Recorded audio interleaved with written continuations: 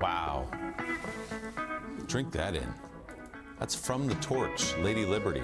Live picture, 644, New York Harbor. Ever seen that? TJ, great work. With the slow pull. It's like a movie poster. Let's just TJ, great job. Ever seen that shot? As always. Ever seen that shot before? Incredible.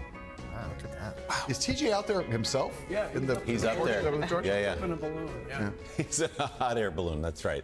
All right, a new Wall Street Journal poll out just this week shows 62% of Americans say they still support the president's deportation efforts. At the same time, a majority in that poll say they oppose some of the ways the administration is going about it, with 58% saying they are against deportation without due process. Now, a number of community organizations, volunteers, and even app makers are stepping in to help. NBC News Now daily anchor and NBC News correspondent Morgan Radford has more on that. Morgan, good morning. Hey there, Willie. Good morning. Yeah, that due process, that's the key part. We are now seeing dozens of groups across the country working on the ground, online, in their own communities to fight what they say is unnecessary action by ICE and by Border Patrol. Some are calling it the digital resistance. But as we found out, these volunteers are very real people with a very real stake in their communities.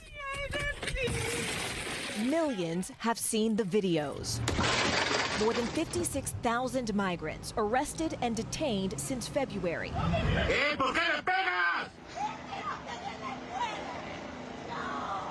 Yeah, that's funny. I'm a doctor.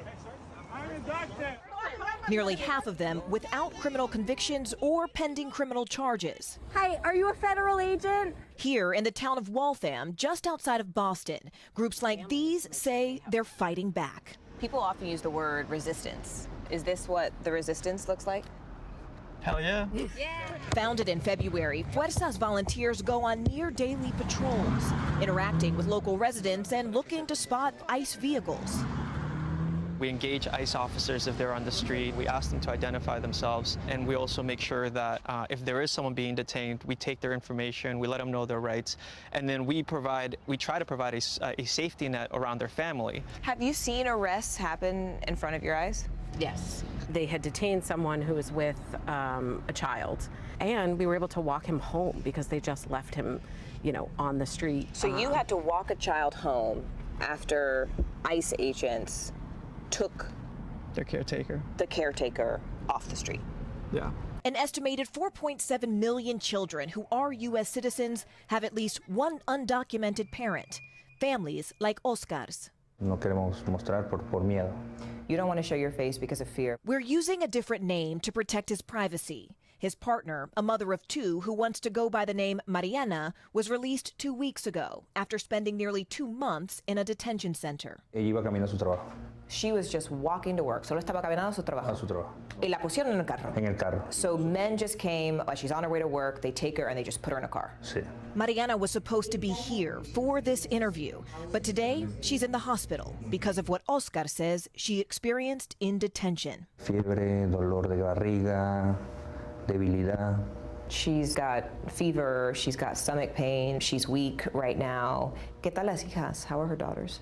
Bueno, para ella fue muy difícil. La niña grande nos cayó en depresión. The older daughter immediately became depressed, wasn't able to sleep, but the younger daughter has autism and was reliant on her mother's support. Oscar says he and his family received help from a Massachusetts-based network called Luce, which also runs a hotline for people to report ICE activity. They're just one of dozens of organizations across the country, online and in person, aimed at monitoring the agency. Like California-based People Over Papers, an online platform where volunteers can submit video or photos of suspected ICE sightings. Where we're at right now is well past the 13 million users since we've started this operation. We have people that log on every single day that do not leave their home without first opening our map. And your site, are you all volunteers? That's correct. Yeah, we have not made a single dollar. In fact, we're probably in the negative because of the amount of money that we've donated to continue this project going. The Trump administration has called for the Justice Department to investigate a similar app called ICE Block, which allows users to see real-time reports of ICE activity. What do you say to administration officials who say that apps that identify ICE agents or ICE locations are actually causing those agents harm? It's been pretty well established that those people have the right to the First Amendment. We still think it's important for people to step up and support in whatever ways they feel is necessary. Are you all worried about being targeted by the administration or by officials? We know our rights. We still have a constitution, and we're going to continue exercising our rights. Now, of course, we reached out to the Department of Justice about ICE Block, People Over Papers, and Fuerza, which all operate in different ways. And they said they will not tolerate the use of apps that allow illegal aliens to evade capture and disclose the location of our law enforcement. Any threats to the safety of federal agents will be taken with the utmost seriousness and thoroughly investigated to ensure justice is served. Then separately, the White House also responded, and they said, in part, this was interesting, they said ICE officers are facing an 830% increase in assaults. Apps that encourage the doxing of ICE agents only feed into this dangerous trend, adding anyone who uses these apps to commit crimes will be held accountable to the fullest extent of the law. I do want to make it extraordinarily clear that none of the groups that we covered in this story are publicizing the names or the personal information of ICE agents, Willie. Fascinating, Morgan. So we heard this is volunteer work. They're not making any money off this. Not a so the dime. question is, even though there are these groups across the country, is this sustainable? Short answer, no. I mean, very specifically, you heard Celeste say with People Over Papers, they've been putting in their own money. She said, I'm willing to put up my own money if we can't continue. But Fuerza, when we asked Jonathan this very question, he said, look, we need the governor to step in and help. If you just look at the numbers, Fuerza themselves in person, they've seen over 100 arrests in the last 3 months. The hotline, Luce, that received these calls, they've had 8,000 calls just since February. So he said if the governor steps in Massachusetts to curb some of these ICE interactions, one thing that they could do would be to make these virtual court hearings a bit more accessible. So at least people aren't getting whisked away from the courthouses when they go to appear, but instead they can stay in the safety of their homes. You know, John, as you listen to this, the Trump administration has moved to, we're going to get rid of the worst of the worst. MS-13, gangs, criminals, rapists, thugs, as the president would always call them, to scenes like Morgan just reported on, a caretaker being pulled away from a child and this volunteer group having to walk them home. This was not the original mission, they said. Well, I mean, look, if you think about what Trump said during the campaign, the numbers that he sometimes forecast were very high. I mean, so there was a misalignment between the rhetoric, which is always we have to get rid of the worst of the worst, but then you'd say, well, how many people do you want to deport? And those numbers ranged from the high single-digit millions all the way up to 20 million that he sometimes would cite. And once you're talking about 20 million people, we're talking about not just the worst of the worst, you're talking about this larger group. What some predicted at the time was that if you tried to get to those larger numbers and you started to reach into these non-criminal categories of immigrants, that there would be political backlash. And if you look at Trump's numbers right now on immigration, they are underwater. He's the site of a lot of these stories in the public has provoked a certain amount of backlash. It's not overwhelming yet, but gradually his numbers on immigration, which were for a long time his strongest political card or strongest political issue, have deteriorated considerably. And I think they're going to keep getting worse if they keep going down this path. So, John Lemire, talk about how the White House is balancing this. You have, in one instance, a southern border which Donald Trump promised he would secure. You wouldn't have the number of migrants crossing every day that you had during the Biden administration. That certainly is the case. I mean, the southern border is as secure as it's been in 60 years. On the other side of that, Joe Biden was able to deport a larger number of people who came here illegally because there were so many more near the southern border. Now that's not the case. So you have the Trump administration on one hand wanting to be able to celebrate basically for the most part quiet southern border, but to keep up with the numbers of Biden, to keep up with the numbers of Obama, they're having to go into neighborhoods. They're having to do things that they know are not politically positive for them, and also are just are brutish and turn off a lot of voters. Are they? Because I keep hearing that they're looking forward to the possibility of an immigration compromise on the Hill. Where are they right now, though, on that? Yeah, a senior White House official and I had actually a very similar conversation earlier this week about this very issue. This official sort of categorized the Trump administration as being victims of their own success.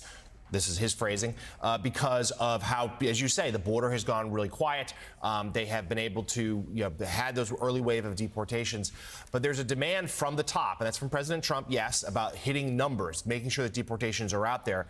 And it also, this shows the empowerment of Stephen Miller, Deputy Chief of Staff. He is the architect of this deportation program. He's the one who's pushed federal agencies to go into places like Walmarts and into the communities to find people to get them out, Mike.